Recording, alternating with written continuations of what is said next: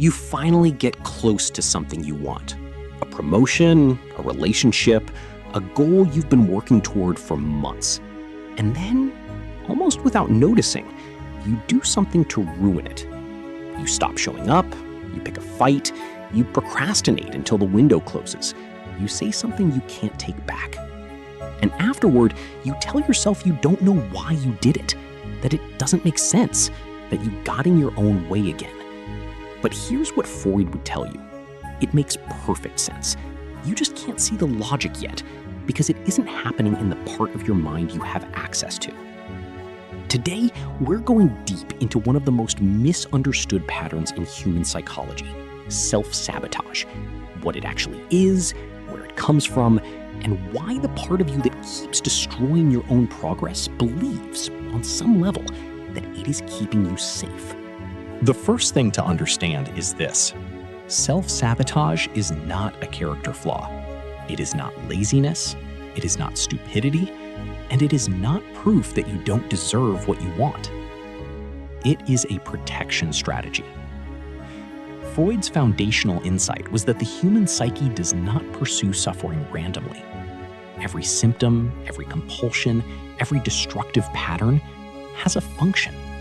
It is doing something for you, even when it appears to be doing something to you. Self-sabotage at its core is the unconscious mind intervening to prevent an outcome it has learned to associate with danger. Not physical danger, psychological danger. The danger of failure, the danger of success, the danger of being truly seen, the danger of getting something you want and then losing it, the danger of becoming someone your original environment didn't have room for. Your conscious mind wants the promotion. Your unconscious mind remembers something your conscious mind has forgotten, and it hits the brake. Freud identified two governing principles of the psyche that are essential here. The first is the pleasure principle, the drive of the id to seek immediate gratification and avoid pain at all costs. This is the primitive operating system. It doesn't think in terms of long-term goals. It thinks in terms of now, safe now, comfortable now, avoid pain now. The second is the reality principle, the ego's capacity to delay gratification, tolerate discomfort, and navigate the actual world. This is what allows you to work towards something difficult because you understand the future reward. Self-sabotage happens when the pleasure principle overrides the reality principle, but in a disguised way. It doesn't feel like fear. It feels like suddenly losing interest, suddenly feeling tired, suddenly deciding this goal wasn't really what you wanted, suddenly finding a reason to blow up the very thing you built. The id doesn't announce itself. It maneuvers. It creates feelings, impulses, and narratives that justify the retreat, so you never have to consciously confront the fear driving it. One of Freud's most haunting discoveries was what he called the repetition compulsion, the unconscious drive to recreate familiar emotional experiences, even painful ones. He noticed something deeply puzzling in his patients. They kept returning to the same situations, the same relationship dynamics, the same failures, not because they enjoyed suffering, but because the familiar felt safe, even when it was painful. The psyche, Freud argued, is not primarily oriented toward happiness. It is oriented toward the known. If you grew up in an environment where love was withdrawn when you achieved something, where success made you a target, where standing out brought punishment or abandonment, your nervous system filed that information. Success equals danger. Visibility equals loss. Getting what you want means something bad follows.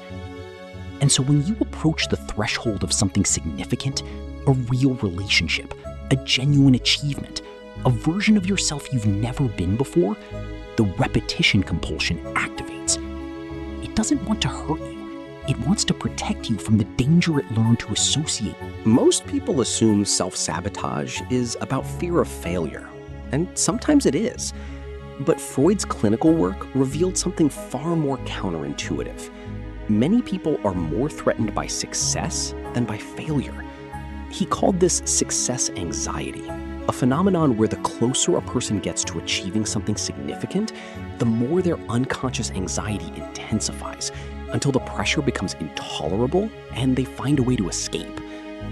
Why would success be threatening? Because success changes things. It changes who you are in relation to the people around you. It changes what is expected of you. It changes your identity. And if your identity was formed in an environment where being small, struggling, or failing was what made you lovable, where your needs were met only when you were in crisis, where outshining others brought guilt or conflict, then success carries an unconscious cost. To succeed might mean to lose belonging, to outgrow the people who shaped you, to become someone unfamiliar even to yourself. The unconscious mind calculates this risk and intervenes, not to punish you, to preserve the version of you that learned how to survive. Freud identified another engine of self-sabotage that operates through the superego, the internalized voice of authority, judgment, and moral standards absorbed from early caregivers and culture. When the superego is punishing, when its inner voice says, "You are not enough, you don't deserve this, who do you think you are?" it creates an unconscious need for punishment. This sounds extreme, but Freud documented it extensively. People unconsciously arrange failure, conflict, and loss as a form of self-punishment to quiet the superego's relentless accusation. If some part of you believes you are fundamentally undeserving of good things, love, success, peace, recognition, praise, then receiving those things creates unbearable tension. The superego demands that the imbalance be corrected. And so you correct it. You undermine the relationship. You miss the deadline. You say the thing that ends the opportunity. The punishment arrives, the superego quiets briefly, and the cycle begins again. This is why telling someone to simply believe in themselves is almost always useless advice. The superego's verdict was not formed by conscious reasoning. It cannot be argued with through positive affirmations. It was laid down in the body, in early experiences, long before language. Self-sabotage is most powerful when it is invisible. So the first act of resistance is recognition. Freud believed that making the unconscious conscious is where the work begins. Not fixing it immediately, simply seeing it clearly. Start by asking, where in my life does a pattern repeat? Not once, not twice, but consistently. The relationship that always reaches a certain depth and then collapses. The project that always stalls at a particular stage. The opportunity that always seems to arrive and then disappear. Then ask, what happens just before the sabotage? What feeling arrives? What thought appears? What impulse do you follow that you can't fully explain? And then the deepest question. What would it mean if this succeeded? What would change? What would be required of you? Who would you have to become? What familiar thing would you have to leave behind? Somewhere in the answers to those questions lives the unconscious calculation driving the pattern. You are not looking for a simple answer.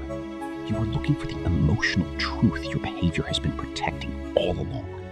If you watched this video and recognized yourself in the repetition compulsion, in the success anxiety, in the superego's quiet verdict that you don't deserve what you want, that recognition is not nothing. That is the beginning. Like this video if it gave you something real to sit with. Leave a comment with where in your life you notice the pattern most. And subscribe, because this work doesn't end with one video. I'll see you in the next one.